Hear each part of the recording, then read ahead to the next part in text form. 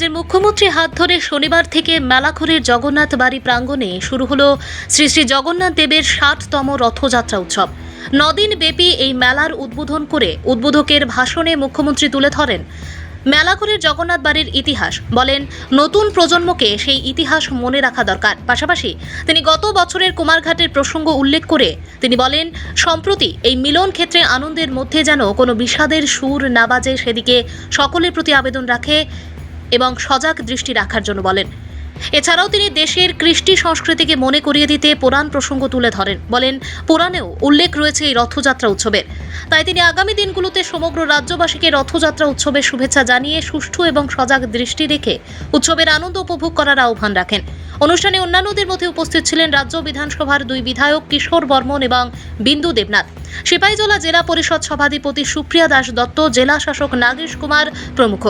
উল্লেখ্য, তথ্য সংস্কৃতি দপ্তর এবং মেলাঘর পৌর পরিষদের উদ্যোগে আয়োজিত 9 দিন ব্যাপী এই মেলায় প্রতিদিন সন্ধ্যায় থাকছে রাজ্যের খ্যাতনামা শিল্পীদের পরিবেশনায় মনোজ্ঞ সাংস্কৃতিক অনুষ্ঠান। মেলায় মোট 400টি স্টল তাদের পসরা সাজিয়ে বসেছেন। আমার কাছে যে ডাটা আছে, প্রায় পৃথিবীর 160টি শহরে এই রথযাত্রা হয়।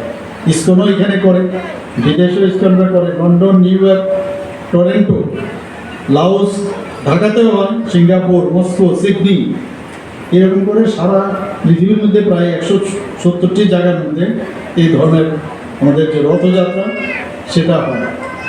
আমরা সবাই জানি যে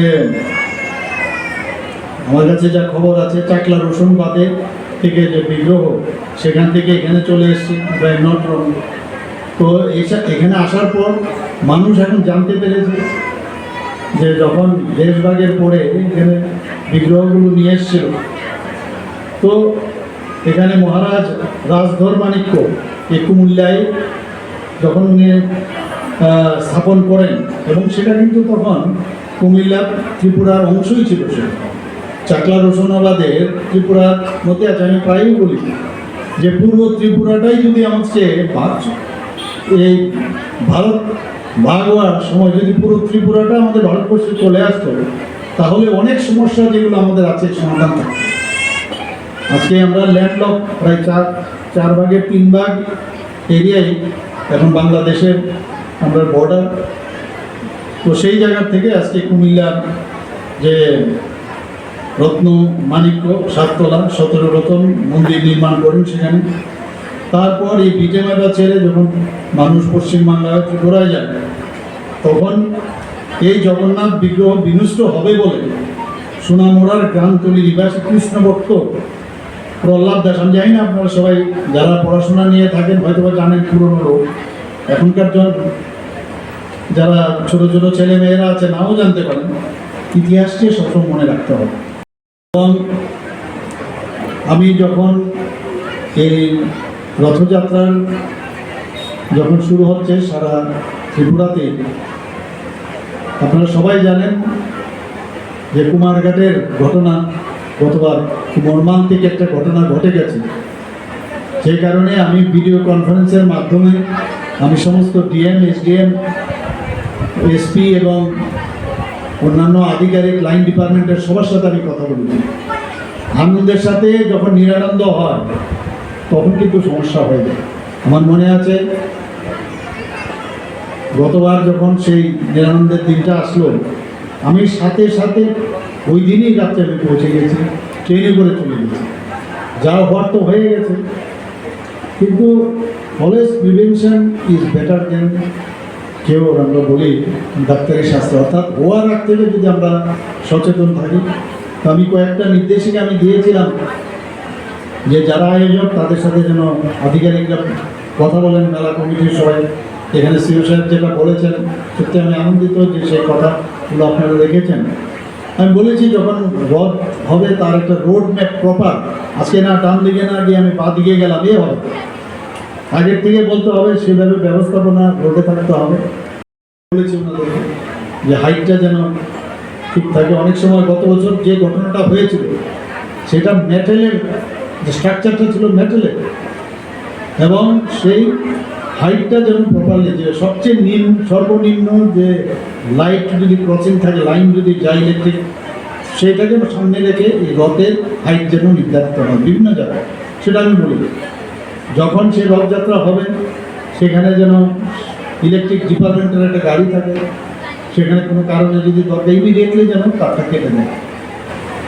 অগ্নি নির্বাপক যে ফায়ার ব্রিগেড তারও সাথে থাকবে, কোনো কারণে আগুন লাগবে। তো সেইগুলো আমার মনে সেদিনের যে আমার যেগুলো আমি দেখেছি যে এইগুলো যদি সাথে সাথে থাকে এবং অন্যান্য আমাদের অ্যাম্বুলেন্স স্বাস্থ্য দপ্তরের জন্য থাকে, সেই ব্যবস্থা আমি ওনাদেরকে নির্দেশ দিচ্ছি এবং সেটা মেলা ঘরে আমি দেখতে পাচ্ছি যে সবাই সেই জিনিসটা ফলো করছেন। প্রহ্লাদ দাস, হীরালাল দাস, গৌরাঙ্গ দাস, তো সমস্ত ঝুঁকি নিয়ে তারা এই কুমিল্লার এই জগন্নাথপুরের এই 400 বছরের যে প্রাচীন মন্দির, রাতের অন্ধকারে এই জগন্নাথ এবং বলরাম ও সুভদ্রার এই যে দারুণ বিগ্রহগুলো ত্রিপুরায় নিয়ে আসা, আপনারা সবাই জানেন সেগুলো। আর কিছু সংখ্যক ধর্মপ্রাণ ব্যক্তি এই তাদের নিঃস্বার্থ যে কাজ, তার ফলেই এই আজকের এই মেলাঘরের এত বড় এই রথযাত্রা। 1964 সালের 23শে জুলাই এই বিগ্রহগুলো প্রথমে রাখা হয়। আমরা সবাই দেবু চৌধুরীর নামে এখানে জানেন, এমন লোক নেই, মন্ত্রীও ছিলেন, ওনার বাড়িতে প্রথমে রাখা হয় সোনামুড়া, এবং উনি গত হয়েছেন, স্বর্গীয় হয়েছেন, এবং সমস্ত এখানকার যারা ভক্তবৃন্দরা আছেন তারা সবাই ডিসিশন নিল যে মেলাঘর হাসপাতাল রোড নিবাসী কানু সাহা মহাশয়ের বাড়িতে এটাকে রাখা। কানু সাহা মহাশয়ের বাড়িতে এটা রাখা হয়েছিল। সঙ্গে পূজারী হরিচরণ পাণ্ডাও এসেছিলেন। তো হরিচরণ পাণ্ডা সেই সবসময় উনি সেই পুজো পার্বণ করে গেছেন এবং ওনাদের সবার মিলিত যে চিন্তাভাবনা, তার ফলেই কিন্তু এই মেলাকরণ চলে। এই চণ্ডীগড় গাঁওসভা, এটাই চণ্ডীগড় গাঁওসভায় 2.29 একর এই যে টিলাভূমি, সেই টিলাভূমিতে এটাকে মানে মন্দির তৈরি করার ডিসিশন হয়।